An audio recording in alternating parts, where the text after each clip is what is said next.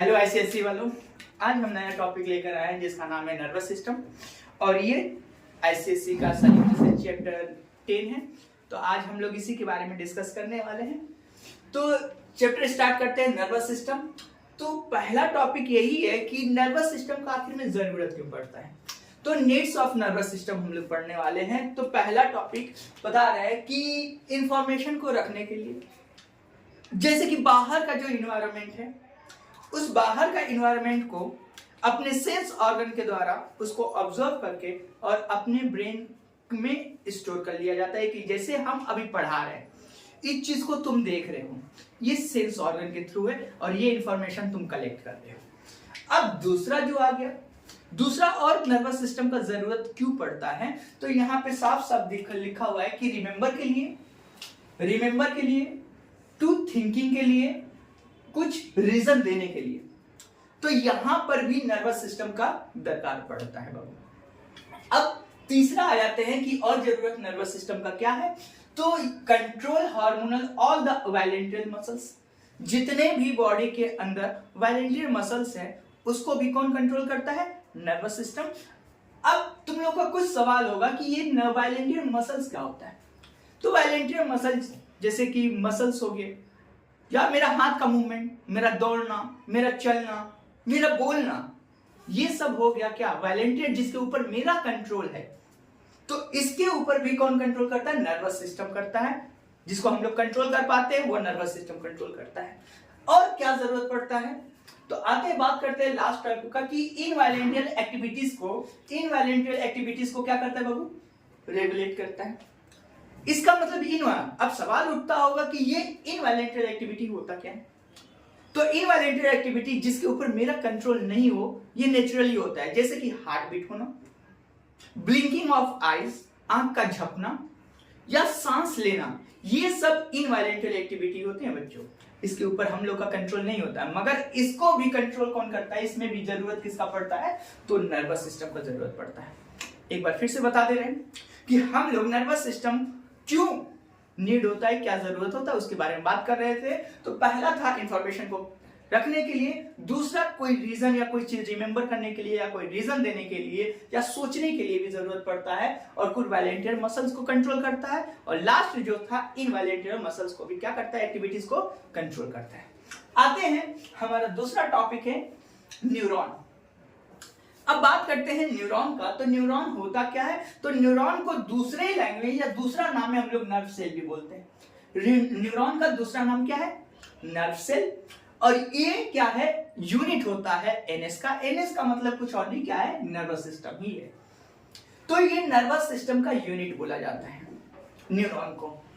अब थोड़ा सा और बात कर लेते हैं कि ये जो न्यूरॉन है या नर्वस सिस्टम में कौन कौन आते हैं, नर्वस सिस्टम में क्या क्या चीज पाया जाता है, क्या क्या चीज मिलके नर्वस सिस्टम को बनाया है, उस पर बात कर रहे हैं। तो नर्वस सिस्टम में कौन कौन आता है, ब्रेन आ जाएगा बाबू, स्पाइनल कॉर्ड आ जाएगा, और तुम्हारा एक सेंस रिसेप्टिकल भी आते हैं, और साथ में पूरे बॉडी में जितने भी नर्व होंगे बच्चों, पूरी बॉडी में, हाँ पूरे बॉडी में जितने भी नर्व होंगे वो सारे के सारे इस नर्वस सिस्टम में कंसिस्ट करते हैं। तो हम लोग यही पढ़ रहे हैं कि नर्वस सिस्टम के कितने क्या क्या चीज मिलकर नर्वस सिस्टम को बनाता है। तो ये चार चीज है, जो ब्रेन होते हैं, स्पाइनल कॉर्ड, सेंस रिसेप्टिकल, और लास्ट में है पूरे बॉडी में जितने भी नर्व हैं। अब यहाँ पे आ जाते हैं, पहला पॉइंट पढ़ते हैं कि न्यूरॉन का। तो न्यूरॉन हम लोग जैसे कि अभी भी बोल के गए हैं, ये कुछ और नहीं क्या होता है, structural and functional unit of होता है, किसका, नर्वस सिस्टम का। तो जो न्यूरॉन है वो structure and function unit of nervous system कहा जाता है। जो न्यूरॉन होता है वो बेसिकली तीन उसका मेन पार्ट होता है न्यूरॉन का। कितना वो पार्ट होता है, तीन मेन पार्ट होता है। ये तीन मेन पार्ट से एक न्यूरॉन बना है। कौन, सेल बॉडी से बना है। तो सेल बॉडी हो गया, डेंड्राइट्स हो गया, और एक्सॉन हो गया। ये जो सेल बॉडी है इसका अनदर नेम जो है वो क्या है, उसको पेरिकैरियन भी बोला जाता है। साथ में इसका दूसरा नाम जो और आता है उसको साइटोन भी बोला जाता है। तो सेल बॉडी का पेरिकैरियन और साइटोन दोनों नाम से प्रोनाउंस होते हैं। डेंड्राइट्स जो है इसको डेंड्रॉन भी बोला जाते हैं, और जिसका मतलब होता है ट्री या ब्रांच। ओके, अब आ जाते हैं, बात कर लेते हैं एक्सॉन का। तो एक्सॉन का बहुत सारा पार्ट है, तो यहाँ पे बहुत सारा डिस्कस करेंगे, तो यहाँ पे रखते हैं। अब आते हैं थोड़ा सा यहाँ पे पढ़ लेते हैं। तो पहला हम लोग देख रहे थे कि डेंड्राइट के बारे में। तो क्या होता है तो बच्चों हम लोग अभी अभी बात कर रहे थे कि किसका, सेल बॉडी का, जो कि दूसरा नाम पेरिकैरियोन था और दूसरा एक और नाम से प्रोनाउंस किया जाता है साइटोन। अब इसके बारे में देखते हैं। सेल बॉडी में न्यूक्लियस वेल डिफाइंड होता है, मतलब वेल डेवलप्ड होता है। जो साइटोप्लाज्म वाला पार्ट, जो साइटोन वाला पार्ट है, सेल बॉडी वाला पार्ट है, उसके चारों तरफ जो होता है बच्चों, क्या होता है, साइटोप्लाज्म भी होता है। उसके चारों तरफ क्या होगा, न्यूक्लियस के चारों तरफ। न्यूक्लियस कहां पे है, सेल बॉडी में। और सेल बॉडी वाला जो पार्ट है वो बीच में न्यूक्लियस बहुत अच्छा डेवलप किया हुआ रहता है, और उसके चारों तरफ जो होता है साइटोप्लाज्म होता है। एक बहुत ही बोर्ड का इंपॉर्टेंट क्वेश्चन पूछा जाता है, बोर्ड का फेवरेट है एसएससी का, कि सेंट्रोसोम एब्सेंट होता है, व्हाई? पेरिकैरियोन या एक्सॉन के बारे में बात कर रहे हैं, या सेल के बारे में बात कर रहे हैं, किसका, न्यूरॉन का। तो उसमें एब्सेंट होता है कौन, सेंट्रोसोम। व्हाई? क्योंकि जो न्यूरॉन है, जो नर्व सेल है, वो डिवाइड नहीं होता है, उसमें सेल डिवीजन नहीं होता है, इसलिए ये एब्सेंट होता है। क्लियर? अब आ जाते हैं, बात करते हैं डेंड्राइट्स का, जिसको डेंड्रॉन बोल रहे हैं। तो ये जो डेंड्राइट है, ये कंडक्ट करता है नर्व इंपल्स को। डेंड्राइट क्या करता है, नर्व इंपल्स को कंडक्ट करता है, ताकि वो कहां तक चला जाए, साइटोप्लाज्म तक पहुंच जाए। इसके अलावा अब लास्ट आ जाते हैं, एक्सॉन के बारे में पढ़ते हैं। तो एक्सॉन क्या करता है, एक्सॉन वाला जो पार्ट होता है, उसके चारों तरफ एक सीट होता है, व्हाइट कवरिंग सीट होता है बच्चों, ध्यान देना, व्हाइट कवरिंग सीट होता है, जिसको हम लोग बोलते हैं क्या, माइलिन सीट बोलते हैं। इस माइलिन सीट के ऊपर एक आउटर मोस्ट थीन सीट होता है, जिसका नाम होता है क्या बाबू, न्यूरोलेमा, या उसका अनदर प्रोनाउन से न्यूरीलेमा। अब आ जाते हैं, एक मैलिन सीट के बीच में जो गैप होता है, इसी एक्सॉन के पोर्शन के बारे में बात करें। डायग्राम आप लोग देखिएगा तो बहुत बढ़िया से समझ में आएगा। तो मैलिन सीट के बीच में जो गैप होता है, उस गैप को हम लोग बोलते हैं नोड ऑफ रनवियर। आते हैं इंड वाला, एक्सॉन के इंड पोर्शन में थोड़ा सा फूला हुआ रहता है, इंड पोर्शन में बल्ब लाइक होता है, जिसमें एक केमिकल स्टोर किया जाता है। उस केमिकल का नाम क्या है, न्यूरोट्रांसमीटर। बहुत ज्यादा इंपॉर्टेंट है, मार्क कर लो, बोर्ड का बहुत इंपॉर्टेंट क्वेश्चन है। तो एक्सॉन का इंड पोर्शन जो एक केमिकल स्टोर करके रखता है, और वो केमिकल का नाम क्या है, न्यूरोट्रांसमीटर। अब बात कर लेते हैं बाबू कि जो इंड पोर्शन होता है, एक्सॉन का इंड पोर्शन, और वहीं से जहां पे वो खत्म हो रहा है, बीच में थोड़ा सा गैप देके एक न्यू डेंड्राइट अराइज होता है। उन दोनों के बीच में जो गैप होता है, उस गैप को हम लोग बोलते हैं सिनैप्टिक क्लिफ्ट। तो बहुत ही थोड़ा सा फोकस कर लीजिएगा यहाँ पे कि सिनैप्टिक क्लिफ्ट किसको बोलते हैं। अब आते हैं, बात करते हैं, ये नेक्स्ट टॉपिक है मेरा, जिसका नाम है ट्रांसमिशन ऑफ नर्व।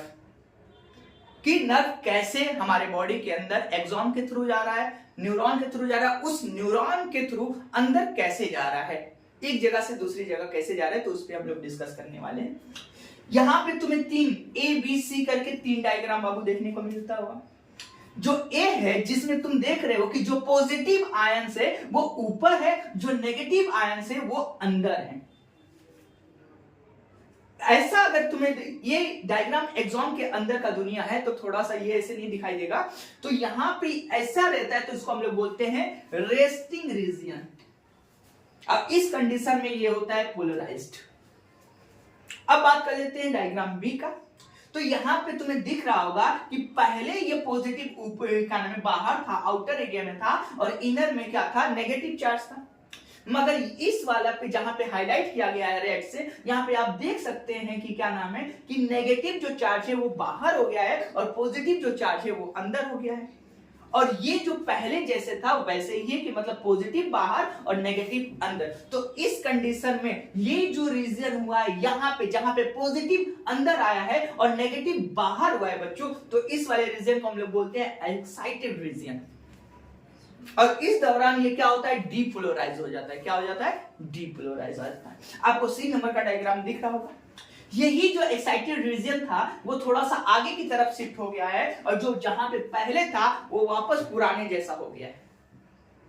अब जहां पे अभी पहुंचा नहीं है इंपल्स, उस वाले रीजन को तो हम लोग बोलते हैं रेस्टिंग रीजन, क्योंकि ये वाला रीजन क्या है, पोलराइज्ड है। जहां पे पहुंच चुका है, जहां पे पॉजिटिव अंदर है और नेगेटिव बाहर है, उस वाले रीजन को एक्साइटेड रीजन बोल रहे थे, और उसको हम लोग बोलते हैं क्या, पोलराइज्ड। और लास्ट वाला जो फिर से वापस अपनी तरह बन गया है, पुराना जैसा बन गया है, मतलब पॉजिटिव बाहर नेगेटिव बाहर अंदर, उस वाले रीजन को बोलते हैं रिकवरी रीजन, और उसको बोलते हैं रिपोलराइजेशन। तो ये तीन नाम, रेस्टिंग वाला रीजन को पोलराइज्ड, एक्साइटेड वाला रीजन को डीपोलराइज्ड, और रिकवरी वाला रीजन को क्या बोलते हैं, रिपोलराइज्ड बोलते हैं। तो ये तीन नाम याद करके रखना है।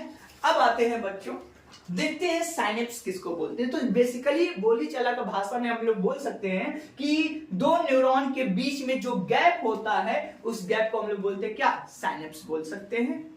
और उसके अलावा ये जो इंड होता है, टर्मिनल इंड होता है एक्सॉन के पास, वो साइनेप्स एक केमिकल नेम होता है जो ट्रांसमिट कराने में मदद करता है, जिसका नाम है एसिटाइलकोलिन। तो ये बहुत इंपॉर्टेंट नाम है, इस पे ध्यान दीजिएगा, जो हाईलाइट करा रहे वो बोर्ड का इंपॉर्टेंट क्वेश्चन होता है।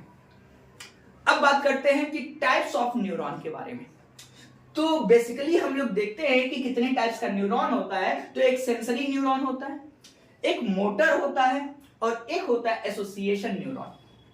सेंसरी न्यूरॉन कहां से इंपल्स को कैरी करता है, बच्चों ध्यान दीजिएगा कि सेंसरी न्यूरॉन इंपल्स को कैरी करेगा और सेंस ऑर्गन से उसको कैरी करता है, और उसको कहां तक लेकर जाता है, नर्वस सिस्टम तक लेकर जाता है।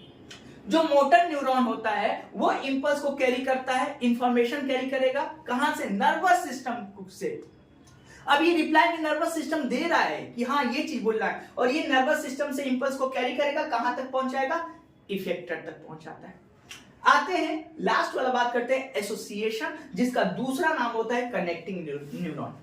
और ये क्या करता है, न्यूरॉन क्या करता है, ये सेंसरी और मोटर को एक दूसरे को क्या करता है, इंटरकनेक्ट करता है। अब आते हैं इसी तरह जैसा सेम ये है, बस उसी का टाइप नर्व भी होता है। तो नर्व कितने टाइप का होता है, ये भी 3 टाइप का होता है। एक होता है सेंसरी नर्व, एक होता है मोटर नर्व, और एक होता है मिक्स्ड नर्व। जो काम ये कर रहा है बच्चों, वही काम नर्व भी करता है। इसका सेकंड वीडियो आने वाला है, नेक्स्ट पार्ट आएगा नेक्स्ट क्लास में।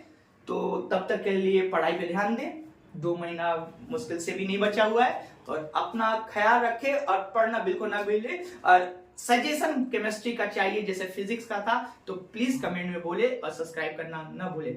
जय हिंद।